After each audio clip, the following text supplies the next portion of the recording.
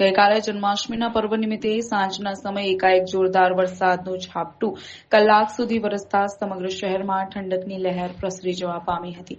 ઠેર ઠેર પાણી ભરાયા હતા. સયાજગંજ ખડક બજારમાં પાણી ભરાતા શાકભાજીના વેપારીઓ મુશ્કેલીમાં મુકાઈ ગયા હતા. તદુપરાંત દિનેશ મિલ પાસે ગરનાળામાં ગટરનું કાળું પાણી આવતા લોકો આશ્ચર્યજનક થઈ ગયા હતા.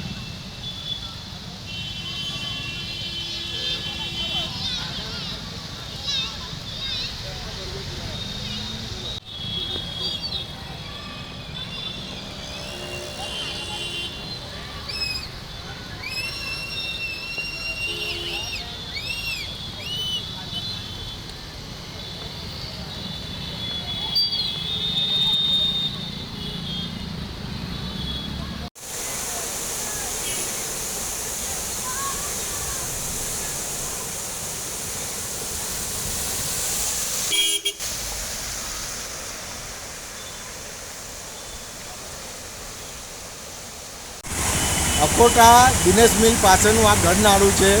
વરસાદ પડે અને આ ગરનાળાના મીડિયાના માધ્યમથી તમને દ્રશ્ય ના દેખાય એ અશક્ય વસ્તુ છે. આજે અત્યારે આપણે જોઈએ કે માત્ર અડધો કલાકનો વરસાદ પડ્યો હશે અને એમાં આ કેટલા ભયાનક દ્રશ્યો અહીંયાના છે. આ જગ્યા ઉપર વારંવાર અમારા દ્વારા રજૂઆત કરવામાં આવે છે, તંત્રને રજૂઆત કરવામાં આવે છે કે આ જગ્યા માટે વ્યવસ્થિત કામગીરી કરાવો. અત્યારે તમે જુઓ કે આ જે બાજુમાંથી જે નહેર જઈ રહી છે એ નહેરની પણ અત્યારે તૂટી ગઈ છે અને ટોટલ ડેમેજ થઈ ગઈ છે. વારંવાર અમારા દ્વારા કહેવામાં આવે છે કે આ જગ્યાએ બેરિકેડિંગ મૂકો. અત્યારે કોઈ બી અહીંયાથી પસાર થાય એટલો ભયાનક પાણીનો ફ્લો છે કે કોઈ બી અહીંયાથી પસાર થાય તો એ તણાઈને ડાયરેક્ટલી એ નહેરમાં જતા રહે અને એમનું મૃત્યુ થઈ જાય. આ એ પ્રકારની અહીંયા સ્થિતિ દર વખતે સર્જાય છે.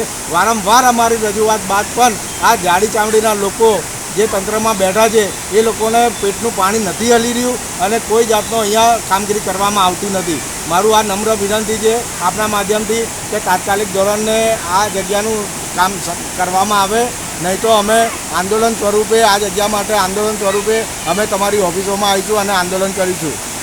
મારું નામ છે ચિરાગ શાહ, વડોદરા શહેર કોંગ્રેસ મહામંત્રી.